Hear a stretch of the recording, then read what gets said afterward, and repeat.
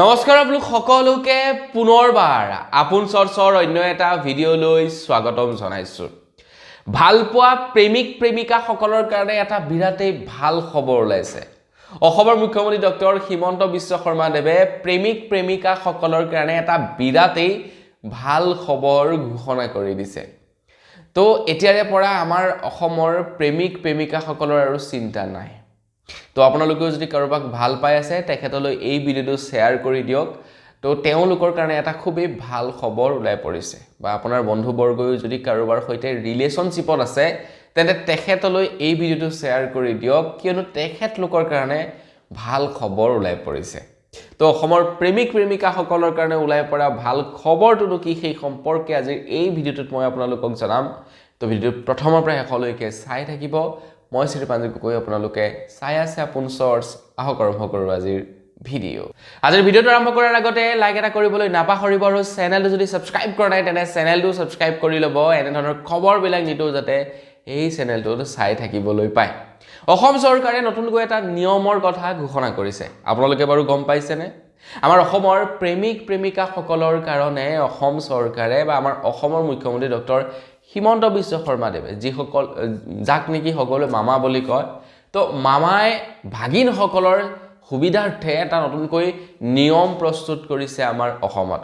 মামাই কৈছে যে এতিয়াৰে পৰা প্ৰেমিক প্ৰেমিকাসকলে কোৰ্ট মেৰেজ কৰিবৰ কাৰণে কোৰ্টলৈ যাব নালাগে। এতিয়াৰে পৰা প্ৰেমিক প্ৰেমিকাসকলে অতি সহজতে কোৰ্ট মেৰেজ কৰিব পাৰিব বুলি জনাইছে। এতিয়াৰে পৰা প্ৰেমিক প্ৰেমিকাসকলে অতি সহজতে মোবাইল এপৰ জৰিয়তে কোৰ্ট মেৰেজ কৰিব পাৰিব।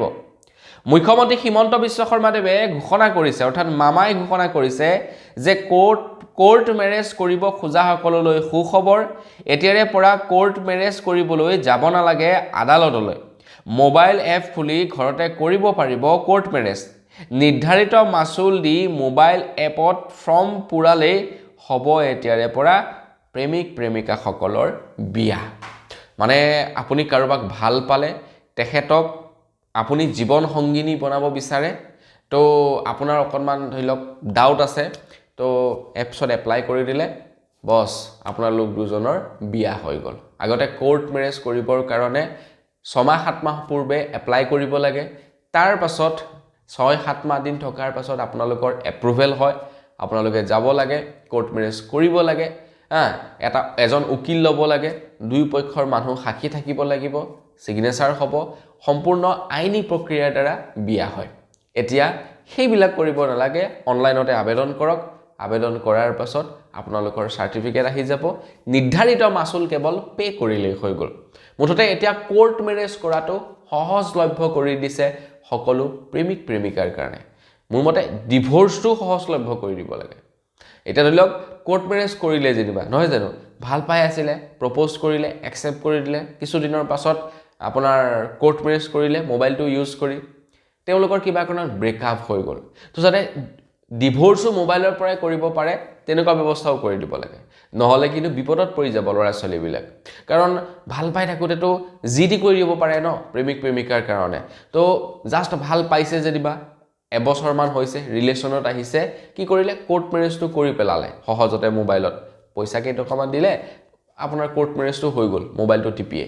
তাৰপাছত কিবা কাৰণত 2 বছৰমান ৰিলেশ্যনত থকাৰ পাছত যেনিবা ব্ৰেকআপ হৈ গ'ল, তেতিয়া তেওঁলোকতো মানে আইনী প্ৰক্ৰিয়াৰ দ্বাৰাতো তেওঁলোক প্ৰতিপত্নী ন, তো গতিকে তেওঁলোকৰ ডিভোৰ্চ হ'ব লাগিব বেলেগৰ লগত বিয়া হ'বৰ কাৰণে।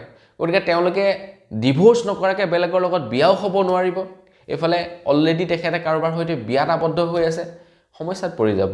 গতিকে যাতে মানে ডিভোৰ্চটো অনলাইন প্ৰক্ৰিয়াতে হয় সেইটোও কৰি দিব লাগে, হয়নে নহয় কমেণ্ট ছেকশ্যনত জনাব। কাৰণ প্ৰেমৰ ওপৰত আজিকালি কৰিব নোৱাৰি। এই আপোনাৰ ৰিলেশ্যন ভাল, কালিলৈ ব্ৰেকআপ হৈ যাব পাৰে, এইটো কোনো ডাঙৰ কথা নহয়। গতিকে মামাই ইয়াৰ ওপৰতো মোৰ মতে চিন্তা চৰ্চা কৰিব লাগে। তো বন্ধু বান্ধৱীসকল, এতিয়ালৈকে নিয়মটো প্ৰযোজ্য হোৱা নাই। মন্ত্ৰী হিমন্ত বিশ্ব শৰ্মা দেৱে জাষ্ট কৈছেহে এই সম্পৰ্কত যে এটা এপ্লিকেশ্যন মুকলি কৰিব, য'ত সহজতে ল'ৰা ছোৱালীসকলে কোৰ্ট মেৰেজ কৰিব পাৰিব। কিন্তু কথাটো হৈ গ'ল, ইমানো সহজ নহ'ব চাগে।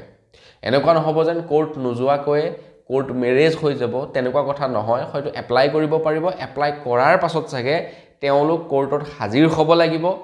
তেতিয়া লগলগ মানে কোৰ্ট মেৰেজ হৈ যাব যেনেকৈ নেকি প্ৰথমে এপ্লাই কৰিব লাগিব ড্ৰাইভিং লাইসেন্সৰ কাৰণে এপ্লাই কৰাৰ লগে লগে লাৰ্নাৰ এখন দিব আৰু সেই লাৰ্নাৰখন পোৱাৰ পাছত নিৰ্ধাৰিত সময়ত গৈ টেষ্ট দিলে ড্ৰাইভিং লাইসেন্স পাব ঠিক তেনেকুৱা ধৰণৰে প্ৰচেছটো হ'ব চাগে প্ৰথমে আবেদন কৰিব আবেদন কৰাৰ পাছত নিৰ্ধাৰিত ডেট দিব সেই ডেট মতে তেওঁলোক যাব লাগিব হাজিৰ হ'ব লাগিব আৰু তাৰ পাছত তেওঁলোকক সাৰ্টিফিকেট প্ৰদান কৰিব ঠিক এনেকুৱা ধৰণৰে চাগে সিস্টেমটো হ'ব এনে আৰু এপ্লাই কৰিলে এপ্লাই কৰাৰ লগে লগে অনলাইনৰ মাধ্যমতে দি নিদিয়ে এটো ইমানো সহজলভ্য হৈ নপৰে বিয়া যেহেতু এইটো বিৰাট ডাঙৰ এটা সিৰিয়াস টপিক মই যেটো কথা কলো এইটো কিন্তু পুৰা সিৰিয়াস কথা আকো কাৰণ একবাৰ বিয়া হৈ যোৱাৰ পাছত আকো ডিভোৰ্স লবই লাগিব বেলেগৰ লগত বিয়া হবৰ কাৰণে কাৰণ আইনী প্ৰক্ৰিয়াৰ দ্বাৰা তেওঁলোক হাজবেণ্ড ওয়াইফ গতিকে তেওঁলোকৰ ডিভোৰ্স হ'ব লাগিব তাৰ পাছতহে তেওঁলোকৰ আকৌ এবাৰ বিয়া হ'ব গতিকে যদি কেৱল অনলাইনতে মানে কেৱল মোবাইলটো ইউজ কৰিয়ে যদি সাৰ্টিফিকেট উলিয়াব পাৰে